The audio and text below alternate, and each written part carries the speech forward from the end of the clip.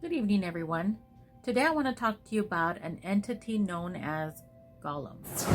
Now, Golem actually goes way back even to the Bible times. Originally, it's a creation that's unfinished. It's supposedly something like that. God didn't finish this creation and it was supposed to be a man. And he was made out of mud and dirt. In another story in the 1600s, the Golem appears again in Germany, where it was also a creation made out of mud and dirt and clay and like twigs. The first creator in the 1600s in Germany had created his golem to help him with his hard labor chores that he was doing.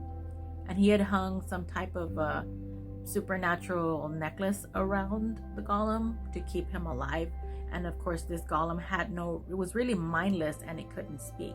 And supposedly when he took the necklace off, it just turned back into dust.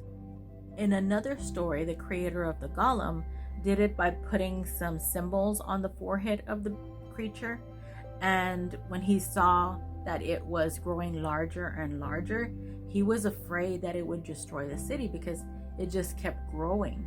So he rubbed the symbols off of the forehead of the creature he had created, and it also turned back into dust. Now, the most famous golem story involves a rabbi in the 16th century, where he created his golem from the mud and clay from the banks of the river, and he created it to protect his city.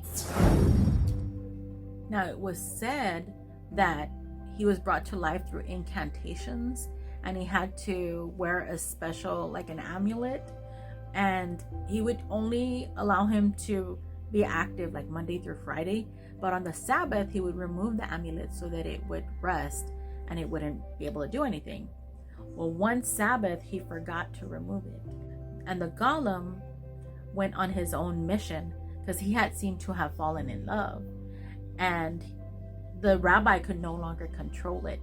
And when the girl that he had fallen in love with didn't reciprocate the love, she didn't love him back. He was a creature.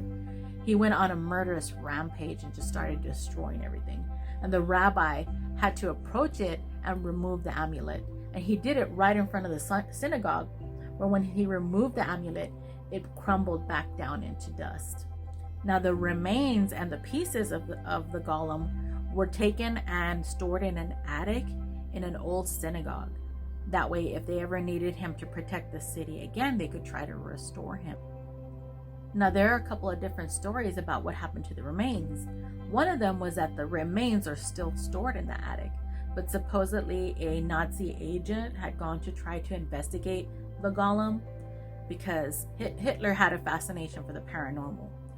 But this Nazi agent seemed to have passed away under unusual circumstances.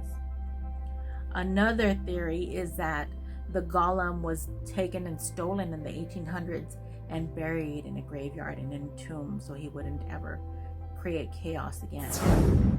No one really knows because the attic, for some peculiar reason, is not open to the public. So throughout history, there have been a few different stories of the golem.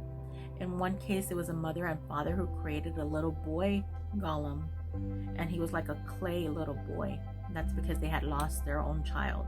But whatever you do, don't try to create your own golem, because in every case, they always started to grow. They always started to get the mind of their own, and then they would start to destroy things or even kill. So stay safe, be careful, and you better get superstitious. Peace.